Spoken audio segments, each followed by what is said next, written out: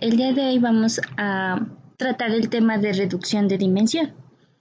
Integrantes: Lucía Jaramillo, Jacqueline Espinosa, Angie Portilla, presentado a Jaime Andrés Riascos. ¿Qué es la reducción de dimensión? Es el aprendizaje automático estadístico conocido como reducción de dimensionalidad o reducción de la dimensión. Es el proceso de reducción del número de variables aleatorias que se trate y se puede dividir en selección de función y extracción de función. La reducción. Hay dos tipos de reducción de dimensionalidad, en las cuales encontramos la eliminación de características. Es la que simplemente implica que el conjunto de datos no sea considerado necesario. Una desventaja que se puede obtener es que la eliminación de sus funciones, que se puede perder en cualquier información potencial, podría tener que las funciones sean eliminadas. La extracción de características.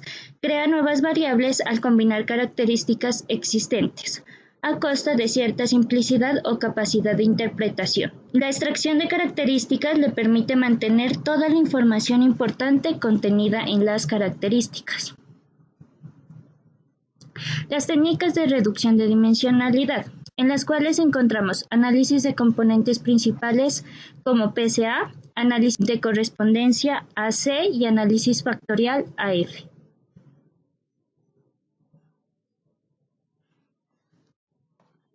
Análisis de componentes principales PCA. PCA es una de las técnicas de aprendizaje no supervisado, las cuales suelen aplicarse como parte del análisis exploratorio de los datos.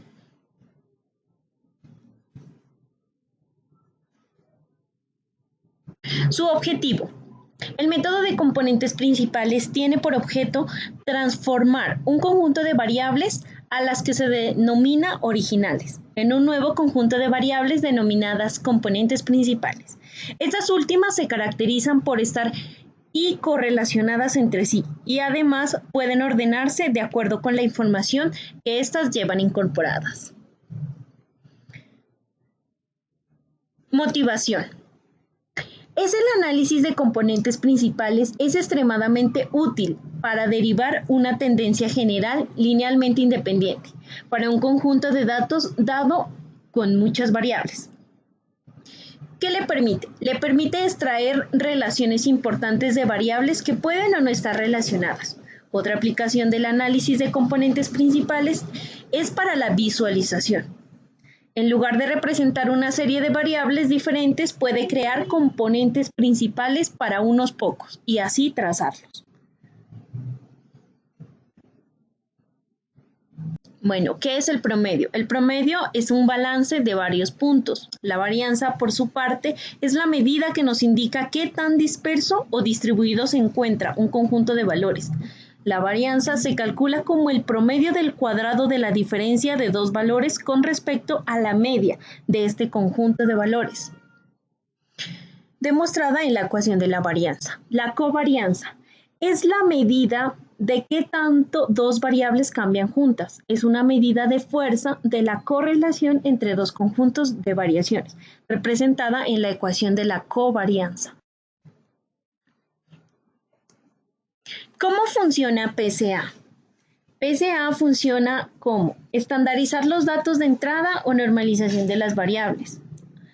Además, obtiene los autovectores y autovalores de la matriz de covarianza. Este también ordena los autovalores de mayor a menor y elige los K autovectores que se correspondan con los autovectores K más grandes, donde K es el número de dimensiones del nuevo subespacio de características. Por su parte, construir la matriz de proyección W en las K autovectores seleccionadas. Por último, transformamos el dataset original X estandarizado vía W para obtener las nuevas características de K dimensiones.